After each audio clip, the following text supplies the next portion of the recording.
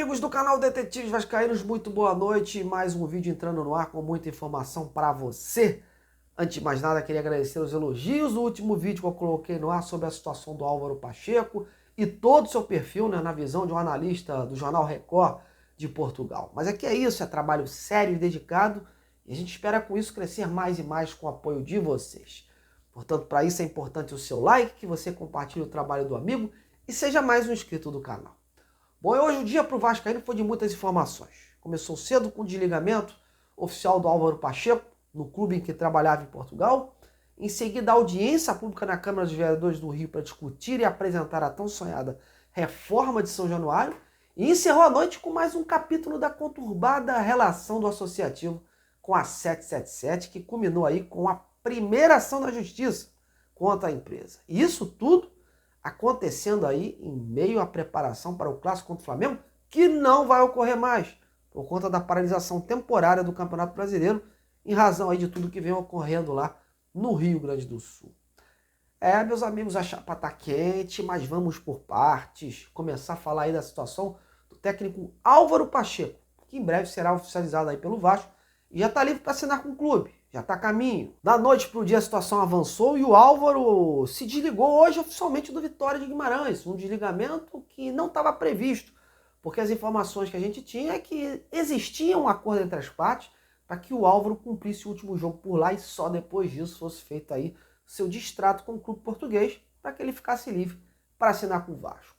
Álvaro Pacheco tinha uma meta de encerrar o campeonato entrando na história do clube português, ultrapassando a barreira da pontuação. E o distrato esse que seria sem custos para o treinador, apesar da existência de uma multa por rescisão. Só que a situação mudou do água para o vinho. E aí há uma guerra de versões. O Vitória de Guimarães, na figura do seu presidente, que concedeu uma coletiva hoje para explicar o fato, alega que o técnico e o seu staff solicitaram o desligamento junto ao clube. E com a cabeça do treinador está voltada para outro trabalho, aceitaram e foi permitido, então, ele sair a custo zero, sem multa. Pois eles queriam ali alguém que tivesse com gana para encarar a última partida da temporada. Segundo o presidente do Vitória, o treinador há bastante tempo sinalizava que não tinha intenção de seguir com eles na próxima temporada. Já por parte do entorno do Álvaro Pacheco, as explicações são totalmente contrárias.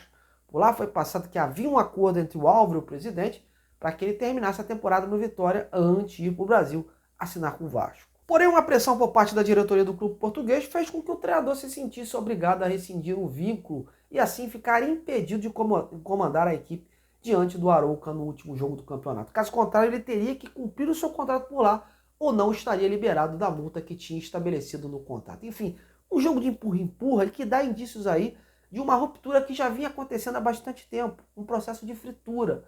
Aquela conversa que ele teve com o dirigente do Cuiabá foi o estopim para o fim do treinador português começaram a ficar queimados por lá. Inclusive, o técnico está processando o atual presidente do Vitória por difamação após essas declarações de hoje aí.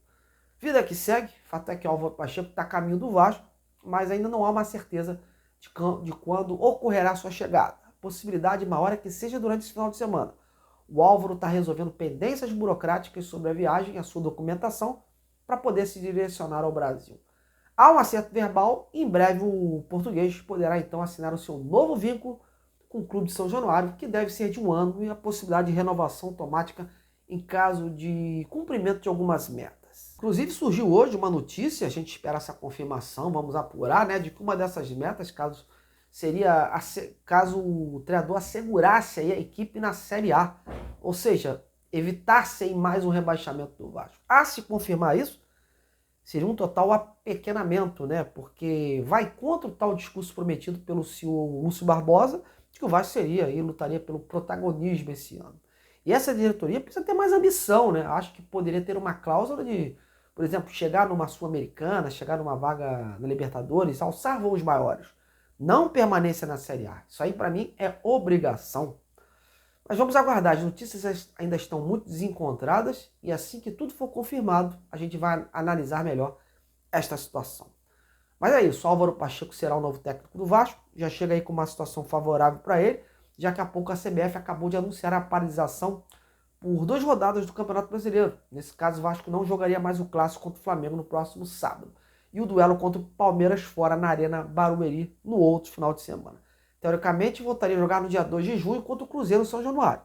Isso caso a CBF não mude toda a tabela. Porém, a Copa do Brasil não foi paralisada. Ela segue e o Vasco tem o segundo jogo contra o Fortaleza no próximo dia 21, terça-feira, em São Januário, precisando da vitória para avançar de fase. Resta saber se daria tempo do Português chegar e comandar o time no gramado, porque se ele chegar no meio de um final de semana, o tempo vai ser bem pequeno, né? E aí, no caso, ele seria um mero espectador lá em São Januário. Então, galera, muita água ainda vai rolar debaixo dessa ponte. O Vasco se preparava para pegar o Flamengo, agora vai ter que mudar o alvo e apontar suas baterias para o Fortaleza. Jogo eliminatório e quem perder cai fora da Copa do Brasil. Vamos aguardar. Bom, mas mudando de assunto, vamos agora priorizar os bastidores do clube que estão com novidades, viu? Inicialmente, vamos falar da reforma de São Januário. A primeira audiência pública na Câmara dos Vereadores do Rio sobre essa reforma aconteceu na manhã de hoje. Lembrando que para ser tramitado o projeto de lei da reforma de São Januário, precisa das audiências, da entrega do parecer em conjunto às comissões técnicas, coisa que ainda não aconteceu, e a partir disso, sim, ir ao plenário para votação. Se aprovado, segue então para sanção ou veto do prefeito, que por ser vascaíno não deve dificultar. O plano de reforma é baseado no que foi desenvolvido pela W Torre na gestão do ex-presidente Alexandre Campelo, realizado pelo arquiteto Sérgio Dias, o famoso caixotinho. A capacidade seria para aproximadamente 48 mil torcedores. E a intenção da diretoria do Vasco, encabeçada pelo Pedrinho, presidente, é de que as obras para a reforma de São Januário comecem em dezembro deste ano. Caso, claro, tudo transcorra sem problemas. Só nos resta aguardar, meus amigos. E em seguida, aí sim, vem uma notícia que fechou o dia, que caiu como uma verdadeira bomba. Foi a primeira ação do Vasco Associativo sobre a 777. O clube busca resguardo no Tribunal do Rio para uma possível insolvência do grupo norte-americano. Vou explicar. Essa ação ela tenta resguardar o Vasco em caso de uma possível penhora das ações da SAF vascaína e caso também a 777 coloque a SAF como garantia em caso de uma falência ou insolvência deles. O Pedrinho e os seus pares entendem que o grupo americano não vai conseguir manter os compromissos com o Vasco e por isso querem repassar essa SAF para outro investidor. E o temor é que, em caso de uma possível falência da 777, que já contratou inclusive um grupo aí de gerenciamento de crise, a SAF do Vasco quebre junto. E nesse pedido da justiça, o Vasco quer uma proteção societária. Em consequência disso, o Pedrinho e seus pares, eles decidiram ir à justiça, não para retomar o controle do futebol pelo associativo, como chegaram a especular dias atrás, mas sim para defender o patrimônio da SAF e do Vasco. Essa é a versão oficial.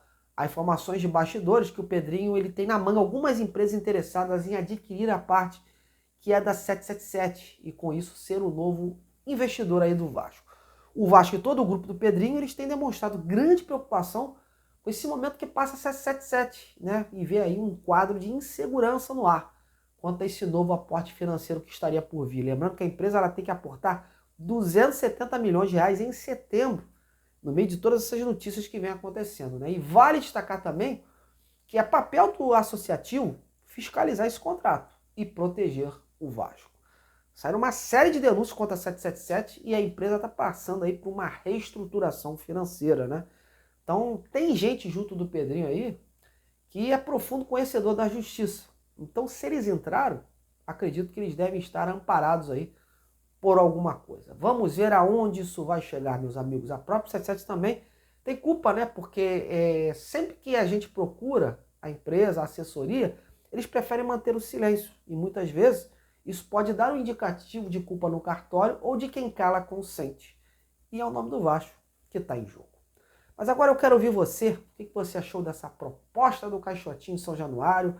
O que você achou dessa ação contra a 777? E claro, essa iminente chegada aí do Álvaro Pacheco ao Vasco. Então, ó, comente, participe aí embaixo do chat, dos comentários e vamos interagir juntos. Galera, colocando um ponto final, amanhã eu tô de volta com muitas informações do Vascão. Até lá!